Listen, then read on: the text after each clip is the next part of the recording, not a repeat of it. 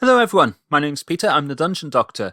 Welcome to this video where I'm actually going to talk about a new role-playing game system called 7E. Before I get into it, you're probably wondering what this is all about.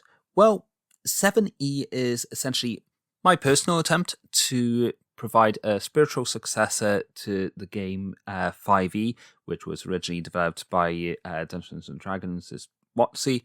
And really, I think a lot of this has been inspired, firstly, from the OGL saga that has only kind of recently been more or less put to bed, but also it's been inspired by, honestly, some disappointment with how WOTC, as well as other RPG makers like Kobold Press, have been taking this idea of a spiritual successor to 5e and really kind of taking the game in a direction which I don't think is really what a lot of the audience for D&D are looking for. The audience for 5th edition, I should say.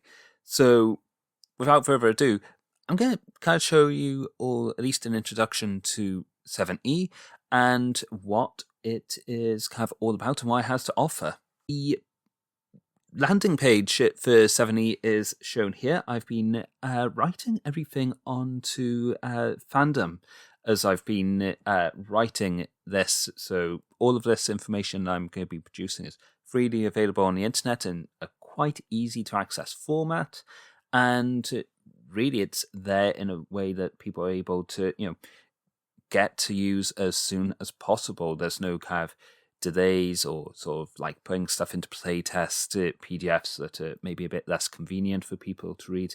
This is all kind of very much structured from the start. Anyway, that aside, without me talking about how I'm setting things up, let's actually talk about what 7E is. In this video, I'm going to be going through the landing page, and then in future videos, I'll actually go through some of the individual pages I've already made. Anyone that wants to jump ahead is free to. The Fandom page is actually 57 pages so far, so there's quite a lot of content in there already for people to review if they want, but for now, we're just going to stick with the landing page. So, the place you can get this is going to be down in the description for this video, so anyone that wants to explore this new game can do so. Let's go right in. So, 7E, the world's most open role-playing game. A little bit of a cheeky dig at WOTC there in terms of how they present their own game, but let's keep going. Welcome to 7E, the world's most open role-playing game. This wiki is a completely free resource open to all players, game masters, and game designers who wish to use the 7E role-playing game. Below, we direct you to the information you need to play the game, as well as an introduction to what 7E is. And so what follows on this landing page is really just a landing page full of contents of the 7E, directing you to where you might need to go. Right at the top, we've got this section here, which is what is 7E, which is just a page for describing what the game is, what its kind of objective is, its mission statement, as I say, and that is just a single page that you can go to for that. What is 7E is also kind of included towards the bottom of this page down here, which I'll talk about as we get a little bit further on. Let's talk about what other content we've got here. Then we've got what's called the core rules list, which is basically a more condensed contents list, as well as a bit more expanded with individual rules that you can look at. We've got a couple of placeholders at the moment for getting started in Session 0. These are things I feel are really important to include in a role-playing game. However, from the perspective of people who are moving on from 5th edition to something like this, 7E, then it is not necessarily a urgent requirement. Everyone understands that Session 0 is a very important thing, and most people understand what is required to get started in a role-playing game at this point, so they aren't taking priority. However, we do have a set of basic rules here, which, for the most part, they're reproducing a lot of the basic rules that you'll find in 5th edition, but there's some expansions on that as well. Let's keep going. Then we've got our contents on character building. This is all, I believe, pretty much complete. There's just one or two placeholders here at the moment. So we've got making a character, which is really just a breakdown of the rest of the sections. There we go. Right. Which is really just a breakdown of all the different sections of character building. we've got this section here, who is your character, which is, how people go about making a backstory for characters. Now, it's presented here as backstory first, and then you make your character around that. However, I do specify in the description of that chapter is that some people prefer to build character first and then write a backstory around it. So you can kind of go either direction on that. So that's essentially our backstory. Then we've got choosing your archetype. In 7e, we change some of the terminology of 5th edition. So in 5th edition, you may be used to classes. In 7e, we use the term archetype instead. I'll talk a bit more about this later, but in short, I prefer to describe things in 7e in terms of narrative archetypes as opposed to these ideas of fantasy classes or fantasy careers that people are involved with. And that's because the 7e system is going to be a much less single-minded fantasy role-playing game and more of a broader reaching narrative tool for people to use. But anyway, I digress. Let's move on. Choosing your ancestry.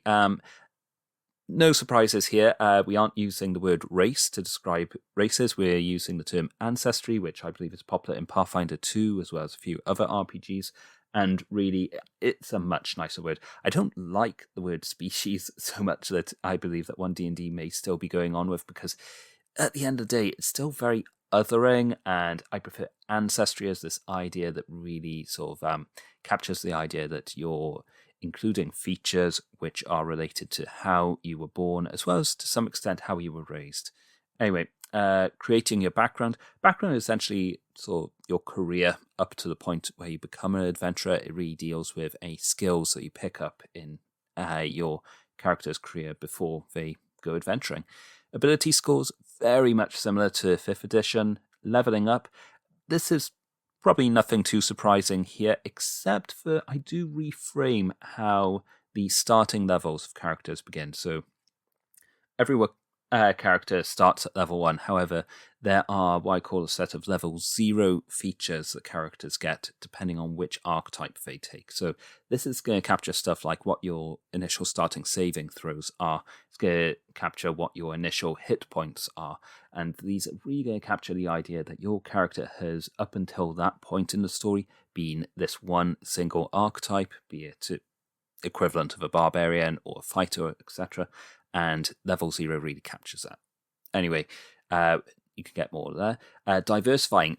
Now, we changed the term for class to archetype, and similarly, we're going to change the term for multiclassing to this term called diversifying. And diversifying really captures the idea that a character can be described by many diverse narrative archetypes. Not everyone's just this very heroic character, or not everyone's this kind of tricksy character. Sometimes a character will have lots of different aspects to them in order to fully describe what their capabilities in a story are. And that's where the idea of diversifying really comes from. Moving on to archetypes and ancestries. Now, this is essentially just a breakdown and a list of the different archetypes. And we actually have a list of the ones I've put together so far. So I don't know how well OneD&D and Kobold Press are doing at this point in terms of how many classes they've presented. However, at the moment, we've got the Brute, which is our kind of reimagining of the Barbarian. There's the Hero, which is our reimagining of the Fighter class. There's Muse, which is our reimagining of the Bard. Trickster for Rogue. And Warrior is our reimagining for the Monk. And that is one which I'm pretty proud of, because up until now, my channel's all been about optimizing the Monk class for 5th edition. So I think people who've been following me for a while may be interested in what I present there. And then we've got Ancestries. Now, Ancestries is really fun. Little typo there. Gotta catch that later. All right, so a list of available ancestries you may choose from. So far, we've got 1, 2, 3, 4, 5, 6, 7, 8. We've got 9 different ancestries, which is already quite a lot, and it is much, much more when you consider how each ancestry is made up. So an idea like, I believe I came up with it before Kobold Press, but I'm not entirely sure now I think on it, is that each ancestry has 2 features that they present. I call them a primary feature and a secondary feature. Now, Kobold Press's Black Flag, they're doing something quite similar, where each race gets a heritage, and is it an ancestry, or it's something that captures the kind of biological aspects of an ancestry in any case. With the way that I'm doing it, I'm not strictly saying that the primary feature or the secondary feature are always related to heritage or biology. In some cases, the primary feature is going to be heritage, sometimes it's biology, sometimes it's a bit of both. And really, I think this is going to be a much better approach to the idea of ancestries than what Kobold Press are currently approaching. And that's because if you don't lock down the primary and secondary feature to representing a certain aspect of a character, you can be a bit more flexible with what features you put in there. Not only that, the way that primary and secondary features work is that the primary feature is the most powerful feature that an ancestry gets. It's stuff like a orc's relentless endurance or something like that. It's if I got the term for that right, it's really a much more defining feature of that race. Meanwhile, the secondary feature might be, more tertiary and circumstantial benefits, which nevertheless do describe that race, that ancestry that you're putting together. But, it's not that crucial. And the idea is that if you're having a character coming from two different ancestries, so for example, a cross between a human and an elf, your standard half-elf, well, to make that character, you can pick a primary feature from either human or elf, and then you pick the secondary feature from whichever one you didn't choose. And that way, it doesn't matter essentially how powerful that first it doesn't really matter which primary feature you pick from the other, because the primary features are always being pitched and built in such a way that they should have roughly equivalent power between each other. And same for the secondary features, except they try to really lower the power level. So that way, no matter what kind of combination of ancestry you do, you have one powerful feature and one weak feature. And together they produce something unique. And actually, within each of these, we've got a number of sub-races as well. We've got 3 different goblins. We've got 2 different halflings, 3 elves. I think that's high elf, wood elf, and dark elf. Yep, that's it. Dwarf. Got 3 or 4 dwarves, I'm not sure. Gnome, that is also 3 gnomes. I think that's sort of deep or dark gnomes. We've got tinkerer gnomes and wood gnomes. Fairies, we've got 2 of those. We've got 2 orcs. Orcs I quite like. One orc is war and one orc is peace. Very much capturing this idea that orcs are either sort of conquering or kind of defending their land in one of 2 modes. I really like that one. And then we've got animal folk, which has... oh god, I have lost count. There are a lot of different primary features and a lot of different secondary features you can pick for animal folk, because essentially they are made up of lots of different potential animalistic characteristics. So, all right, I got excited talking about ancestries. Let's move on. Then we've got skills. Skills has a big overhaul in 7e. In 7e, we've got 8 skills as opposed to, I believe it's 18 skills in 5th edition. We really simplify and consolidate a lot of the skills, because ultimately a lot of skills are very similar, and sometimes a skill can be just represented from how you combine a skill with an ability score. One key example of this is the athletics and acrobatics. Really, they're very similar and interlinked abilities, and really the only difference is how you're combining that with either strength for athletics or with dexterity for acrobatics. And so we just lump athletics and acrobatics into one single skill called athletics, and then it's able to be applied to both. So anyway, I really like that feature. Tools and languages, this is very similar, except tools, I believe OneD&D does something similar, where tool experiences give you advantage on certain skill checks, and then languages adjust your ability to communicate in a language. Equipment, just got a placeholder there, wasn't urgent to do that. Then we've got what I call starter feats and feats. So starter feats are essentially feats that you can take at first level. Every archetype gets the option to pick one of a number of, one of any of the starter feats that you get at level 1. And really, in terms of power level, starter feats are roughly equivalent to what you get from a fighting style, is what I'm pitching at. So, or even what you get from a half feat, except without that additional +1 ability score. And so the idea is that, yeah, you are technically getting a feat at first level, but I'm trying not to really overpower these first level characters or even give them too much complexity in the features that they're getting from the starter feat. Meanwhile, then feats, these are the full-blooded feats that you can get. And actually, in amongst those, I think I've got a feat called Back to Basics, which essentially allows you to take one of those original starter feats that you could have picked up at level 1, but then also add a +1 ability score to it. So you're not always having these kind of like half feats that are kind of locked into particular ability scores. You're able to really pick up one of these initial simpler feats. All right, example backgrounds. This is just something that I can do for making your own background a lot simpler. Backgrounds are really just about skills, and so I'll just have a few examples that you can have there. And then character building example, which is essentially running through all those sections and how I'd actually put together a character. All right, then we've got the section on running the game. Here we've got exploration roleplay, which is, I believe that's been started but not finished at this point, so it's still a bit of a placeholder there. Then we've got what are called conflicts. Conflicts are what in this system are our way of running combats. Except combat is just one specific kind of conflict.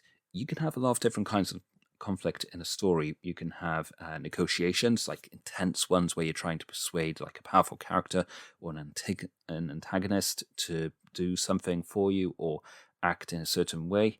You can have chase scenes, another kind of conflict, and then the most common kind of conflict most people will be familiar with is this idea of a combat conflict where you're kind of fighting each other to achieve a particular goal.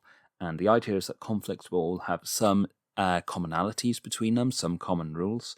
A rule I introduce is this idea of fate points, which, at least in the context of combat, is a new way of thinking about saving throws. Death saving throws. But then in other conflicts, those fate points represent something else. Like in a chase, it would depend on how well you're doing in the chase and whether you're able to get away from characters in the progress of that chase. And similarly for negotiations, it would represent that. And then we've got additional rules, which is stuff that didn't quite fit into the other sections. Crafting, I have got a crafting system worked out, but I just haven't put it into here. It's a relatively flexible one that really tries to get around the idea that crafting takes a long time.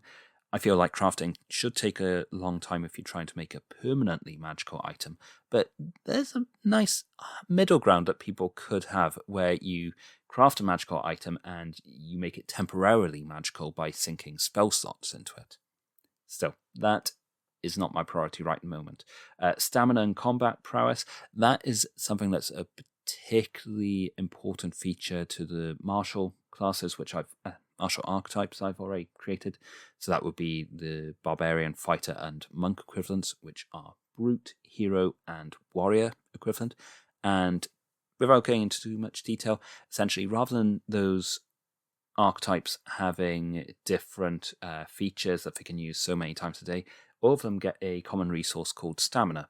For monk, this is already very familiar. Stamina is almost in all ways identical to how ki works for them, except that monk or warrior gets the most, and fighter and barbarian or hero and brute get less of it. But nevertheless, that stamina is a flexible resource that those classes can use in order to fuel the features that they gain.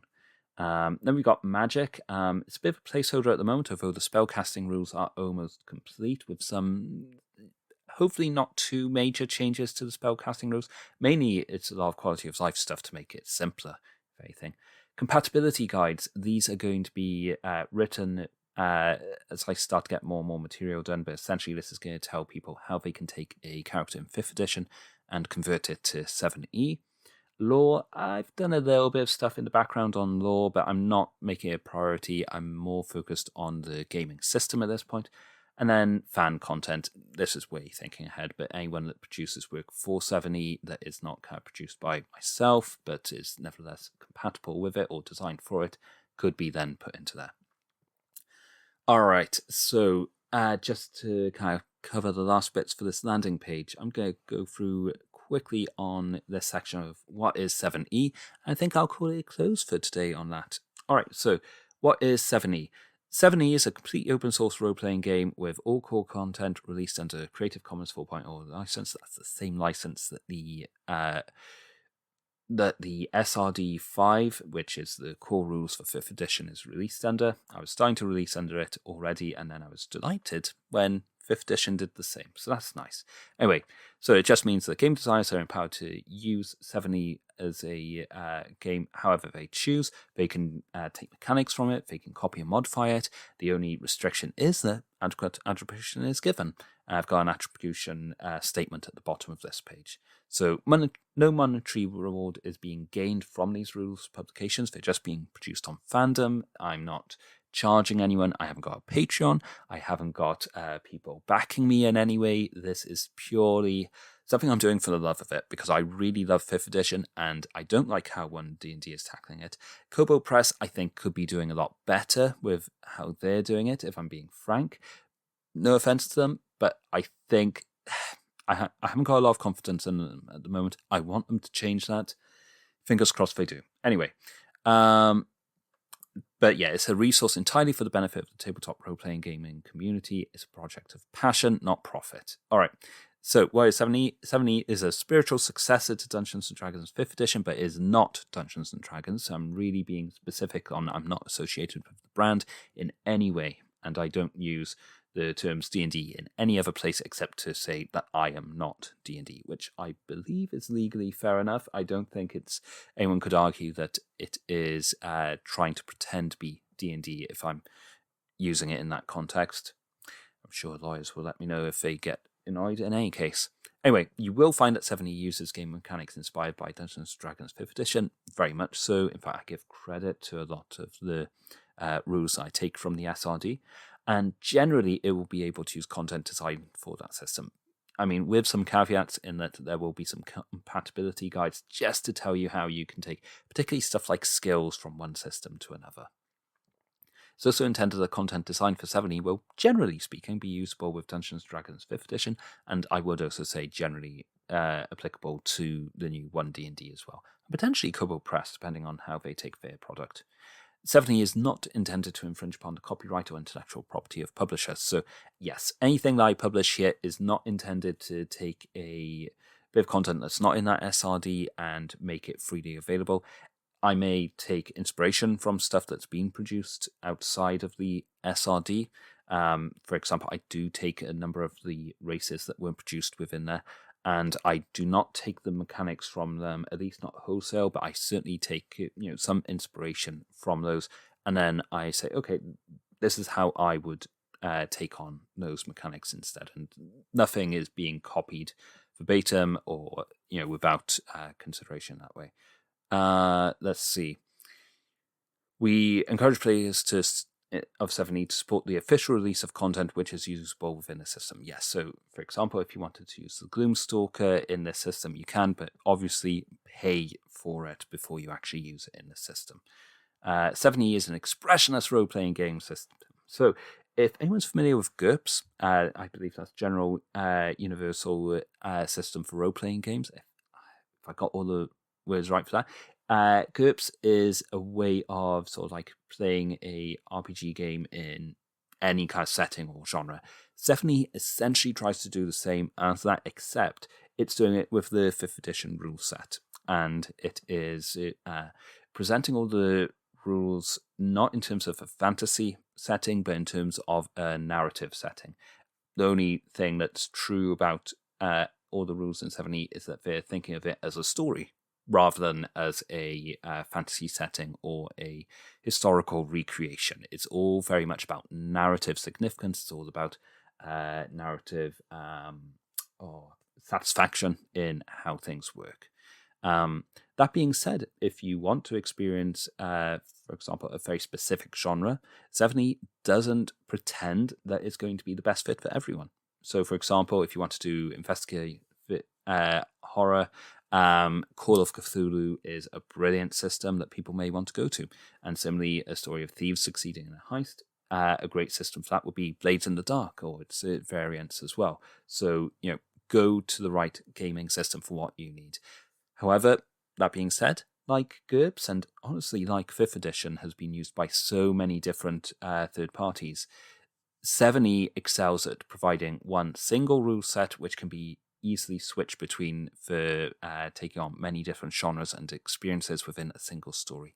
And I think that is, a pretty good aim for it. And it's really kind of taking what 5e has already become to so many people and making that kind of a bit more official in a lot of ways. It's taking a lot of it, what I find to be kind of problematic and difficult aspects where people are maybe always producing rogues that are kind of edgy and the like, and actually saying, well, a rogue's not always this kind of thief or sort of scoundrel in a lot of ways. Really, what a rogue is actually a form of trickster or expert that is very good at doing what they do and kind of excelling despite often being a bit of an underdog in a lot of ways.